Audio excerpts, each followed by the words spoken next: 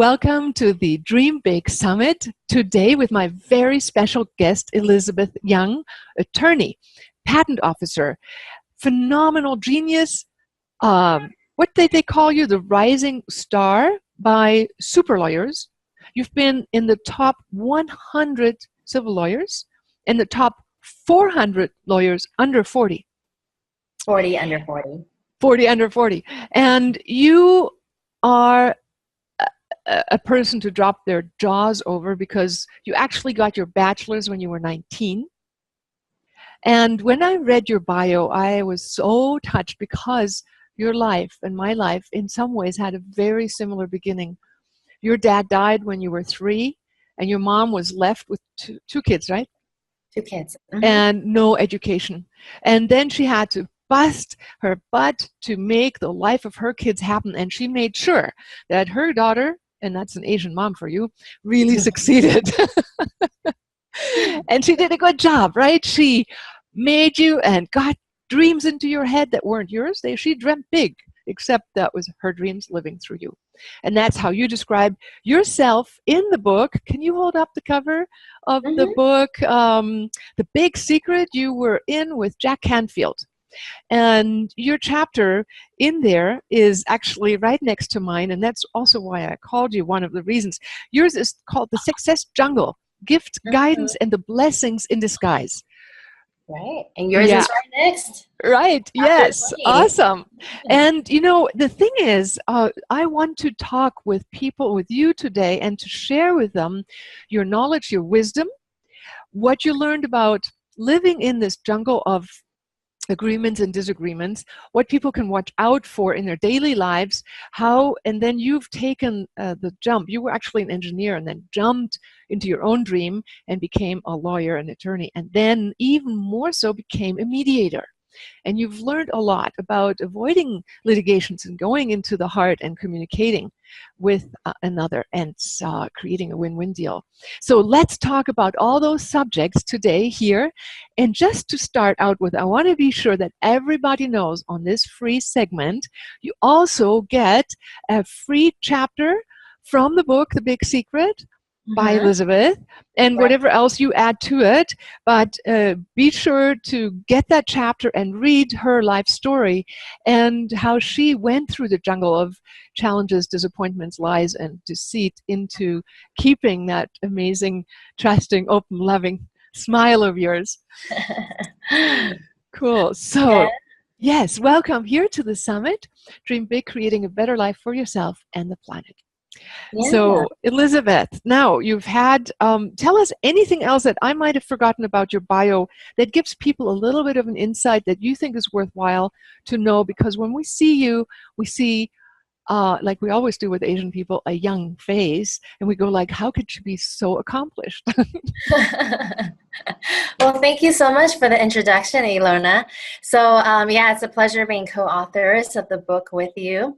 And I just want the audience to know that one of the big lessons I wanted to convey from my chapter is a lot of times in life when you seem to have something that's taking you down, may not be the best day in the world, just see those as opportunities and blessings in disguise. Yes. Exactly. Yeah. So don't think about it as, life sucks or this is a total Debbie Downer, but see it as this is the universe's way of giving you an opportunity to overcome, because what doesn't kill you definitely makes you stronger. And I'll say that I'm where I am because of all the challenges that I have been faced with. If it wasn't for all those challenges, I don't think I would have, grown as quickly as I did. What are some of the gems? If you look into your heart of hearts, into your soul, what are some of the strengths that you've developed because of the challenges? For example, your father died when you were 3. Your mom expected the world of you, and your husband of years and years betrayed you. Very short marriage, actually. 9 years in. I think it was 4 years, right? No? The divorce lasted 4 years. Oh, that was 4 years. The marriage was only a year and a half. Oh, there you go. And okay, so tell me a little bit about the challenges, dreaming, living somebody else's dream, and then coming into your own, because that probably a lot of people have experienced, and then also betrayal. Absolutely. So, in every person's life, especially in today's modern society, is actually pretty rare to have someone that says, my parents are happily married for 50, 60 years. I'll bite to say it does happen, but unfortunately, it is rare now. So, you can look at it as, hey, my parents are not together, or one passed away when they were young, and see it as my life sucks, or see it as, hey, I had an opportunity to grow up with a mother, like in my chapter, the tiger mom, that drove me to become the successful person who I am today. And if I had potentially had a set of parents that were together, happily married, maybe I will be a spoiled brat instead of an entrepreneur. So true. So very true. So seeing in retrospect the blessings also creates a change in your life and how you feel about your life, right? Yeah, well, I would like the audience to know that life is all about perspectives, and things can happen to us, things that may be out of our control, but what we can control is our interpretation and our perception of things. So the same thing can happen to two different people. A father dies in one person's life, a father dies in another person's life, and one person could see it as the most horrible thing that he can never recover from, and the other person can use it as a blessing in disguise. I am so glad you said it. Just not too long ago, I finally came to peace with the fact, and that's what gave me chills reading your bio. It's this identical situation happened to me. I was raised and born abroad in Afghanistan, actually, to German parents. My father died there when I was 2. My mom left with 2 children and no education, had to raise us, and she had to pull on resources she would have never, ever had to pull on, and she would have never been the female role model for me if my father had lived. Now, the role model my mom was utterly determining my life path. And I am guessing that's what your mom did for you, right? In this day and age, to have a mom that became the Wonder Woman is still a rare thing.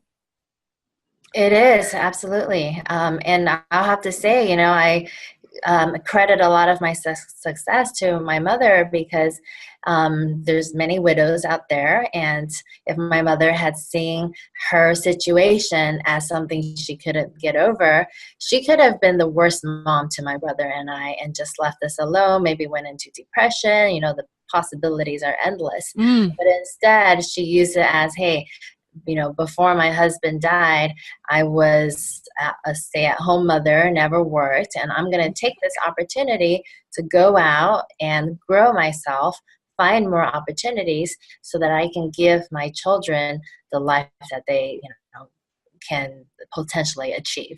Right. So when we pull ourselves together, I get chills just listening to you, because it is exactly the blueprint that I live by. And if our parents had done a different thing, we would be different results. So we both are the blooming result of a mom who said, I can do it. And we ourselves in turn, and you now with your children after your husband left, now are becoming that more benevolent tiger mom, but still, again, pulling yourself out of your bootstrapping yourself, right? Oh, absolutely. Yeah. So fast forward to the last few years when I went through my divorce, and ended up in a very similar situation with my mom, where I was raising the kids alone for a few years.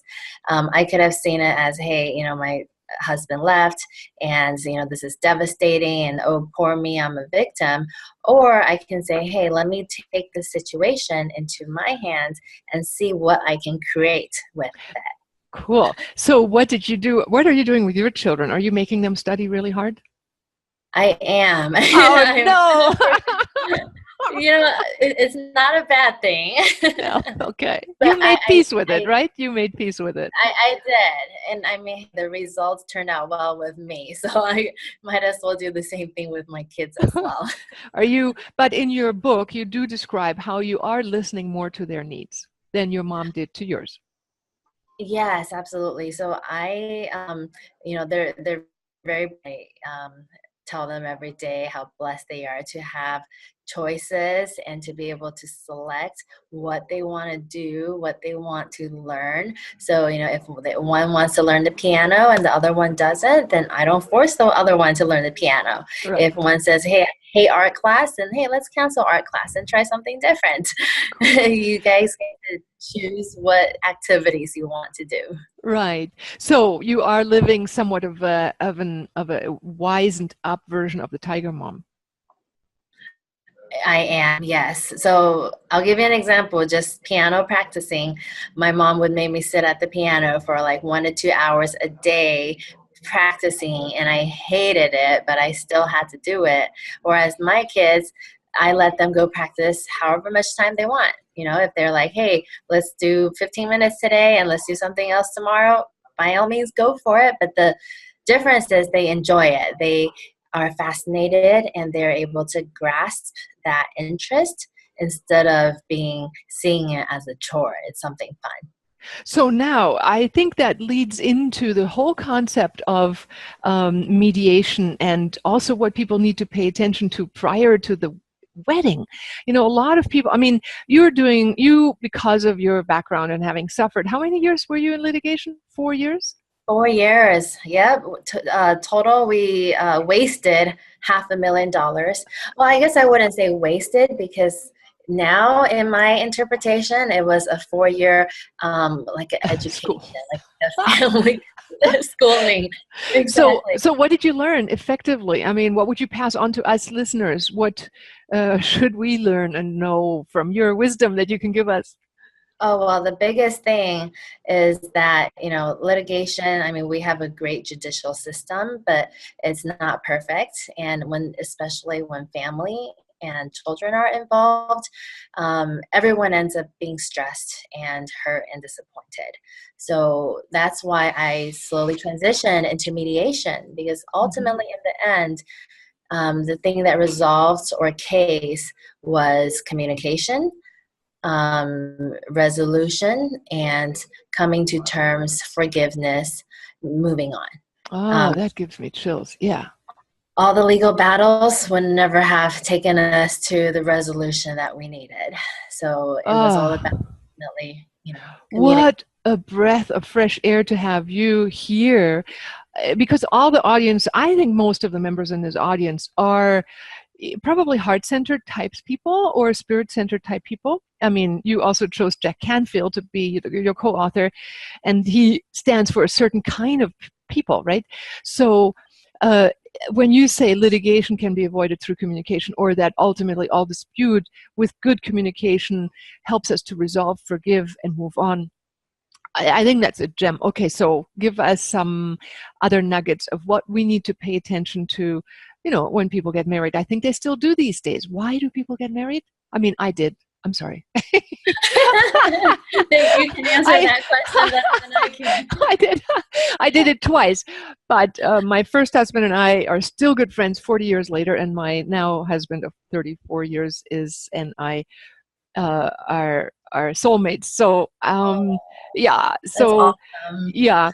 But of course, give me some advice of what would you say for an about to get married or a person about to fall in love, age 60 person, or 40 or 30 or 20. Oh, and yeah, any age. So number one, it goes back to what we were talking about, communication. Um, there's surveys that say the number one reason for divorces and marital troubles is finances. And for some reason, couples have a hard time bringing up that topic. How much do you make? How much assets do you own? What is your financial situation? Unfortunately, they don't talk about that until the very last minute. I just had a client come up, and a week before their wedding, the husband got a prenup dumped on the wife, and she had to review 30 some pages while planning for her wedding, which was in a week. Ouch. And it was horrible. They almost cut off the wedding because of that. They ended up not signing a prenup because it was just too last minute. So lesson learned, bring up the topic of finances Oh. earlier than later. And earlier, I don't mean a couple weeks, but like a few months at least. Sign a prenup if there's substantial or some assets involved. I tell my clients, smart people sign prenups nowadays. That's a good one. Yes, smart. I mean, that is a difficult thing. You basically are saying, well, look, dear, I'm thinking we might get divorced, by the signing of the paper. It is, but even if you don't communicate it that way, that possibility is always there. And it takes smart people to acknowledge that anything can happen and to just be safe. Yes, Buying actually, yep. an earthquake protection kit doesn't mean like, oh, I'm predicting the next earthquake to hit. It's just playing it safe. That's right. That's right. That's right. So are you helping people feel comfortable having prenups? Like going, honey, it's really not that bad. She's not saying we're going to get divorced. No, she's just saying just in case you do. How do you make it smooth and easy? Well, I am. And, most of the clients that come to me for prenups, they already know this, which is why they seek me out to begin with. I tell my friends, always get a prenup if you're planning on getting married or have a wedding in the works. The more, I guess, useful advice are for my clients who are already married and going through the divorce. If they have a prenup, it makes the process a lot simpler and less stressful. If they don't have one, then that means they probably didn't communicate early on. So then I advise them, communicate now. You didn't do it earlier, better late than never. So what are some key points in communication that you find in mediation really helpful? I'm a great fan of Marshall Rosenberg's communication styles, nonviolent communication. He died, but I had a chance of studying his technique, and my husband and I both took the course, and our arguments dropped by 80%. Wow, that's significant. Yeah, because, he said basically, so tell me what you found. I'll tell you what I learned from Marshall Rosenberg, and anybody else who's interested, do look his name up, Marshall Rosenberg, Nonviolent Communication. But tell us some tidbits about communication that really work. Step 1, 2, 3, 4. Well, step 1, I always put down ground rules, which is you cannot interrupt each other during a mediation. Number 2 is to be respectful of one another. That has to do with interruption. When one person is talking, the other person is not.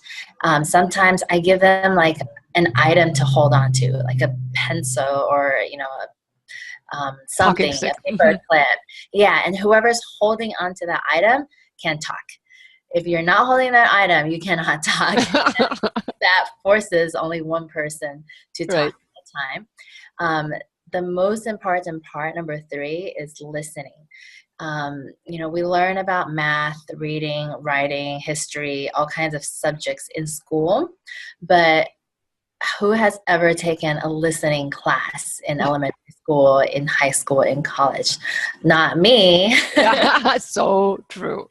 Yeah. Yep. So how I facilitate listening is when someone speaks, the other person, before they respond, must restate what that person has stated to make sure that the communication went through clearly. And you would be surprised how many times someone speaks and it's miscommunicated, misunderstood on the other end. Yes, that is so true. We are busy thinking something else and we're listening half. And then when we repeat, it's like that whispering game, you spread it and by the end the word comes back, it's totally different. Exactly. Yes. Telephone. Yeah, right. And so when I feed back something you've said, like when you tell me that I need to feed back to the other person to effectively give them the feeling that I'm even listening, it's a very deep emotional experience as well. Oh, it's very deep. Yeah, it's very deep. It's very spiritual. And you know what? Sometimes just by having the clients repeat each other and they both feel like they're being listened to and understood, that whole negative energy just gets lifted off and they can even resolve their issues themselves. They come up with their own answers and I don't even have to suggest the answer to them. Oh, I get chills hearing that. So all of us listening, we all will go home and make a commitment, I hope, to say, whoever I talk with, breathe, listen, repeat, make them feel special. Oh yes. Oh yes. So I do awesome. the same thing at home with my husband. You You know, do. we have, in any situation, even if you think there's a perfect soulmate relationship, there's always going to be conflict. And whenever we have Yeah. something we're disagreeing about, we grab an item, we move it back and forth. I heard you say so and so. Is that accurate? If it's not accurate, tell me again until I understand. If it is Oh, accurate, then we move on. that is awesome. And being open about and even daring to speak up instead of avoiding conflict, this gives a safe container, right? It's the same container because conflict is almost always caused by miscommunication. Right. You know, And it makes it safe. If you have this game set up, it makes it safe. And it's not like, oh God, I'm afraid I'm afraid to talk because they might hit me over the head. It's like, look, let's do this holding the talking stick game. Repeat. it's the talking stick. Yeah, Yeah, that's exactly right. Except you it's a know. talking object. Yeah. And then it's like, okay, so I heard you say, correct me if I'm wrong. And then they can say, yes, yes, I feel like you're hearing me. I love that. Thank you. Thank you for bringing up, because I was attracted to you being a mediator and you have the legal background. So I actually, I am needing some advice on trademarks because we're in business, and who doesn't? And then as an author, also name protection and all those things we don't think about, until somebody says, haha. And that did happen to me. And so actually, it really is good to get legal advice at times. We had a beautiful retreat center in Bali called the Shangri-La, and loved it, did our research on the internet, didn't find anybody in Indonesia using it in the category where we wanted to, which was accommodation and hotels. It wasn't on the internet, so we took it. Come to find out, the Shangri-La hotel chain had filed 10 years prior, no, 5 years prior to us. No, we checked in 2008, 2004, they had already uh, filed for it in Indonesia, but it didn't show up in the internet. And they said, ha ha ha, you should have hired somebody.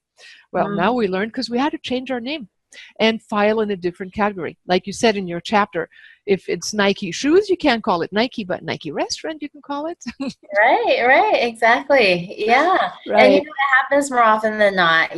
Your situation where you ended up having to change your name and finds out later on, and wasted all that branding time. Right. That happens to a lot of people. A lot of clients come to me, they didn't do the search, they just did a simple internet search. And then, they put all this money into building their name, marketing it, and Their own name, and somebody claims it and trademarks it, and it's that person's name because they put the money in the trademark down, not because they have the name. I mean, I think that's criminal, but I mean, that's what people have done.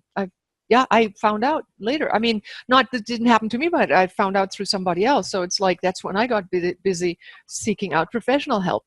Yeah, it's Yeah, unfortunate, but you got to do the due diligence and get right. the service beforehand. If you wait until later, you're gonna spend double the money, triple the. Yeah. So I'm really happy that we've gotten from you already tidbits of what we can do before we get married, when we're in relationship, to dare to talk about an issue, especially money. Communicate with a talking stick. Help me out here. What else? Yeah, be respectful.